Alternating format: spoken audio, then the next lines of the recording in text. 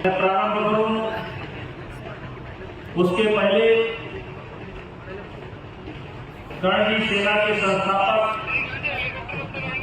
स्वर्गीय लोकेंद्र सिंह कालवी जी, जिनसे मेरा विशेष परिचय था, स्नेह था, आज हमारे बीच में नहीं है। मैं अयोध्या की धरती से या उत्तर प्रदेश की धरती से की तरफ से मैं उनको श्रद्धांजलि अर्पित करता हूं और साथ ही साथ उनके बारे में एक पंक्ति कहना चाहता हूं।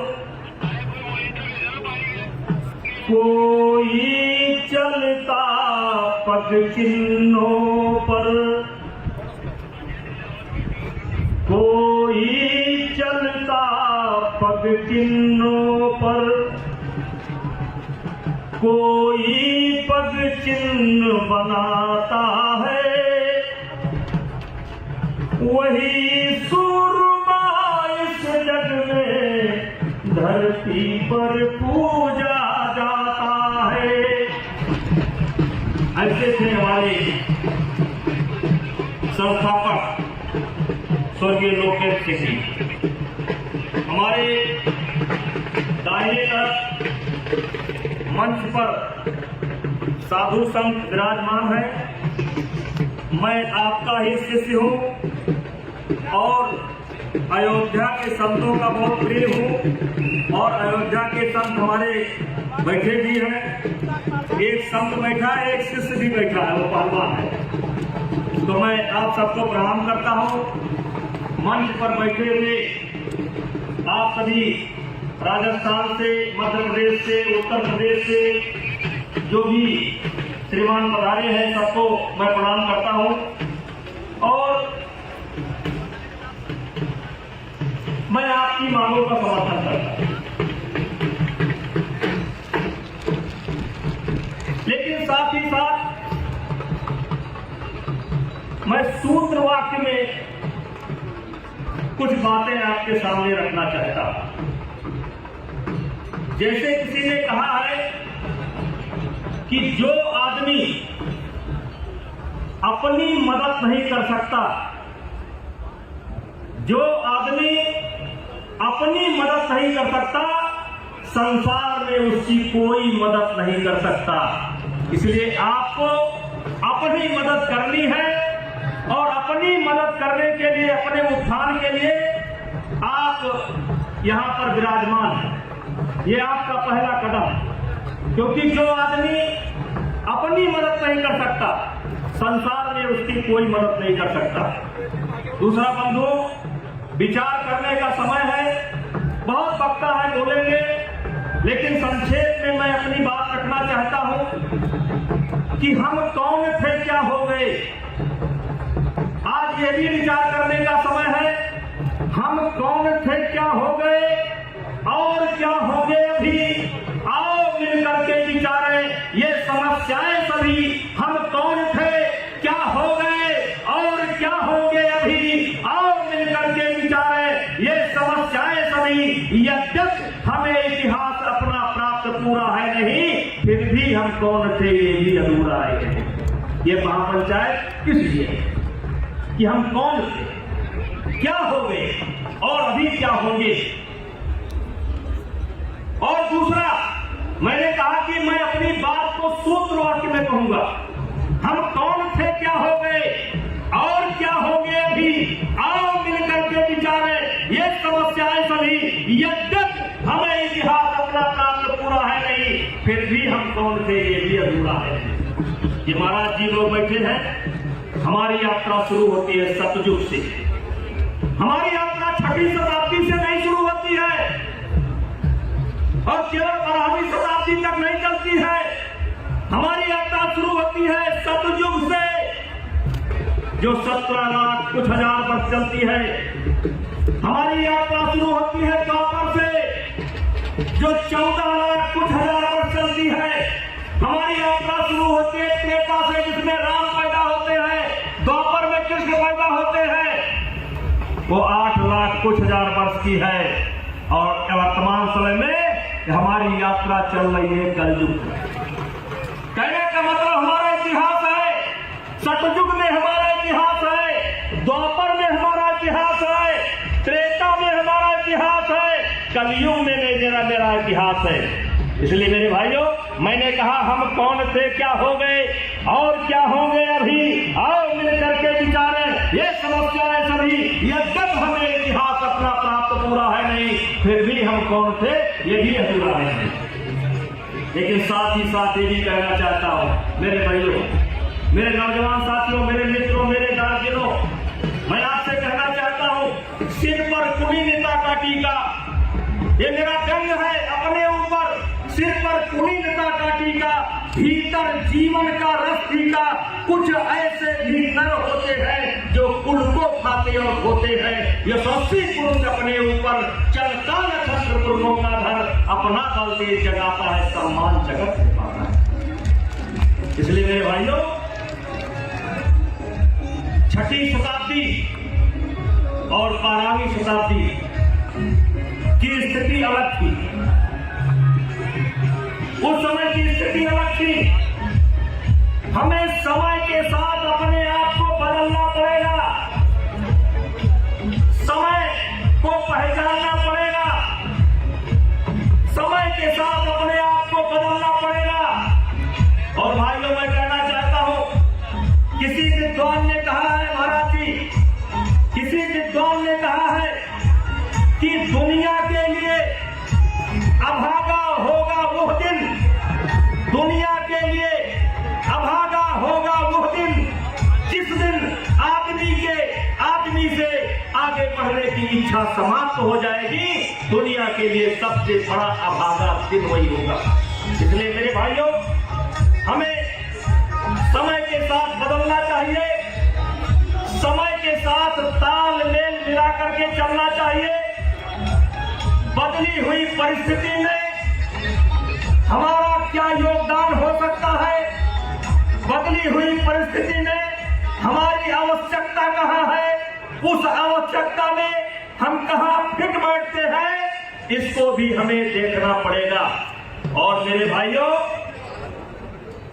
एक कविता मैं कभी कभी पढ़ता हूं कि किससे मन की बात कहूं मैं, गुरुजी, किससे मन की बात कहूं मैं, सुनने को तैयार कौन है, फुर्सत किसको कितनी है, लगे हुए सब अपने अपने, सबको अपनी अपनी है, बनकर मूक मेघ सा कब तक बोलो वज्राघात, तो मैं किससे मन की बात करूं। मेरे भाइयों, दुनिया में कुछ करना है तो हमें अपने तरफ देखना पड़ेगा। आप चिंतन, आप संयम, अपने आप से बात करना पड़ेगा। हम कौन थे, क्या हो गए और क्या होंगे अभी, इसको मनन करना पड़ेगा, चिंतन करना पड़ेगा। और इसलिए समय के साथ हमको तालमेल बैठाना पड़ेगा और समय के साथ बदलना पड़ेगा।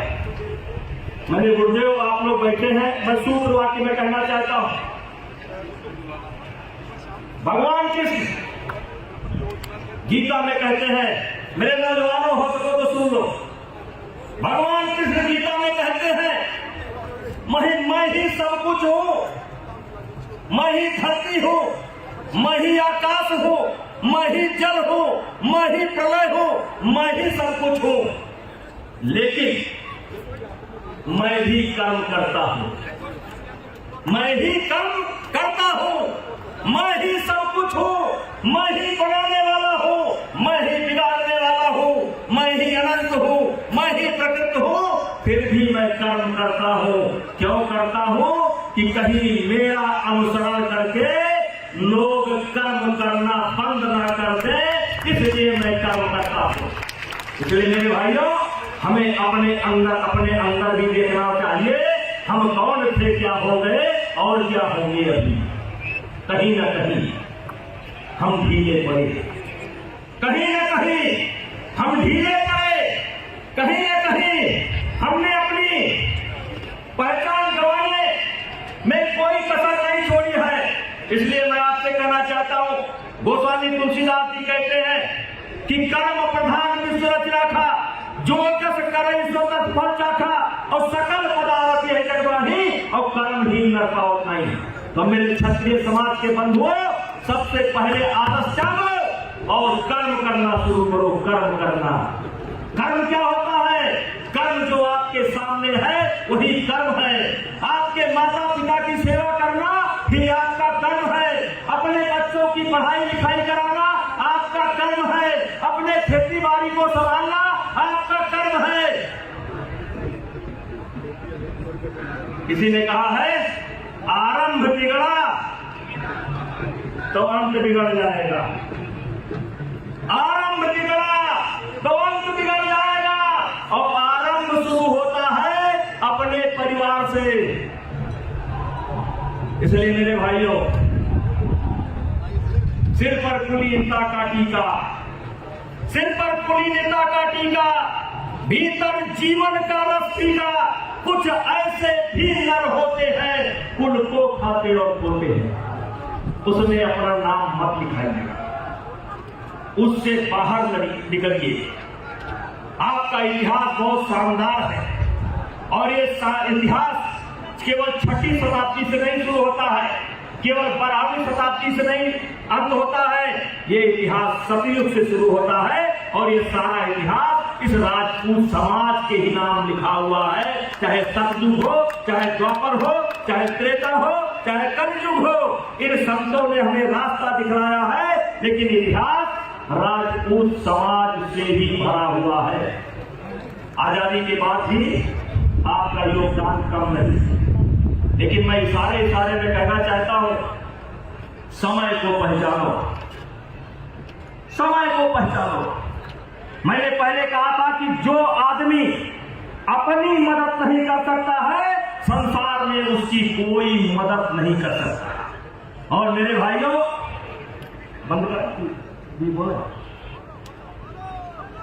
बोले नहीं, बत्ता बहुत। भाइयों, मैं कर्म पर जोर देता हूं, कर्म पर। कर्म करो, कौन सा कर्म करो? जो आपके सामने है उसको अच्छे से करो। और इतना जान लेना कि आपके अंदर इतनी ताकत है। दिनकर जी ने एक कविता लिखी है कौन काम ऐसा जग में टिक सके आदमी के मन में, हम ठोक खेलता है जब नर पर्वत के जाते पांव उखड़, मारो जब जोर लगाता है पत्थर पानी बन जाता है। मेरे भाइयों, अपनी ताकत को पहचानो।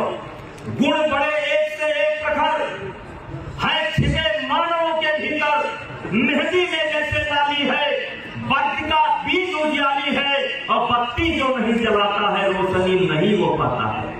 मेरे भाइयों, पीसा जाता जब इच्छुदन गन्ना जब कोड़ू में डाला जाता है, पीसा जाता जब इच्छुदन झड़ती रस की धारा प्रचंड, मेहंदी सहती है जब प्रहार, बनती लवनाओं का सिंगार, और जब फूल पिरोए जाते हैं हम उनको गले लगाते हैं।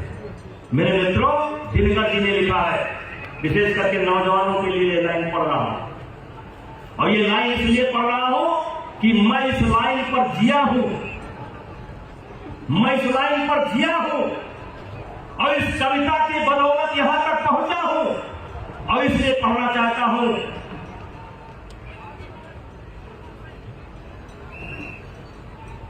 वसुधा का नेता कौन हुआ? ध्यान से सुनिएगा, वसुधा का नेता कौन हुआ? धरती का नेता कौन हुआ? भूखंड विजेता कौन हुआ? अतुलित यश क्रेता कौन हुआ? नव धर्म प्रणेता कौन हुआ? जिसने न कभी आराम किया और विघ्नों में रहकर काम किया। मेरे भाइयों, सकारात्मक परिस्थिति में आदमी उतनी तरक्की नहीं करता है जितनी नकारात्मक परिस्थिति में करता है। अगर भगवान राम का राज्य तिलक हो गया होता, अयोध्या का सिंहासन मिल गया होता, तो आज राम को कोई जानता नहीं होता। राम को राम इसलिए जाना गया कि वो अयोध्या का सिंहासन छोड़ना पड़ा और जंगल की ओर जाना पड़ा। पूरा इतिहास भरा पड़ा है, इसलिए राम राम हुए। इसलिए मैं कहना चाहता हूं, वसुधा का नेता कौन हुआ? भूखंड विजेता कौन हुआ? अतुलित यश क्रेता कौन हुआ? नव धर्म प्रणेता कौन हुआ? जिसने न कभी आराम किया, विघ्नों में रहकर काम किया। क्योंकि जब विघ्न सामने आते हैं, सोते से हमें जगाते हैं, तन को मरोड़ते हैं पल पल, मन को झंझोड़ते हैं पल पल, और सतपथ की ओर लगाकर ही जाते हैं, हमें जगाकर ही। वाटिका और वन एक नहीं, आराम और रण एक नहीं। आराम और रण का मतलब कर्तव्य है भैया। आराम और रण एक नहीं, वर्षा अंधर या तप अखंड, पौरुष के हैं साधन प्रचंड। वन में प्रसून तो खिलते हैं, बागों में साल न मिलते हैं, कंकड़ियां जिनकी सेब सुगर, छाया देता केवल अमर, वही सूरमा निकलते हैं जो विपदाओं में पलते हैं। इसलिए मेरे भाइयों, समर्थन करता हूँ, आप लोगों ने मुझे अवसर दिया, मैं संतों को प्रणाम करता हूँ, और साथ ही साथ कहना चाहता हूँ कि कभी कभी मौका लगे तो अपने आप से बात कर लिया करो, अपने आप से बात कर लिया करो, अपनी परिस्थिति के बारे में बात कर लिया करो, अपनी गरीबी और अमीरी के बारे में बात कर लिया करो, अपने माता पिता और अपने बेटे भाई बहन की तरफ देख करके बात कर लिया करो। और इसीलिए मैं अक्सर कहता हूं मेरे भाइयों, आखिरी लाइन है कि जिंदगी भर तो हुई गुफ्तगू गैरों से मगर, जिंदगी भर तो हुई गुफ्तगू गैरों से मगर, आज तक हमसे हमारी न मुलाकात हुई, आज तक तुमसे तुम्हारी न मुलाकात हो गई। क्षत्रिय समाज को आगे लेकर के जाना है तो अपने आप से बात करना है, और बदली हुई परिस्थिति में अपना स्थान खोजना है। और मेरे वीर भाइयों, आपका इतिहास 6वीं शताब्दी से नहीं है, आपका इतिहास सतयुग, द्वापर, त्रेता, कलयुग से भरा हुआ है, आगे भी भरा रहेगा। इन्हीं शब्दों के साथ पुनः आप सब लोगों को प्रणाम करते हुए विदा लेना चाहता हूँ। जय करणी सेना, जय श्री राम, जय श्री राम, और भारत माता की, भारत माता की। हमारा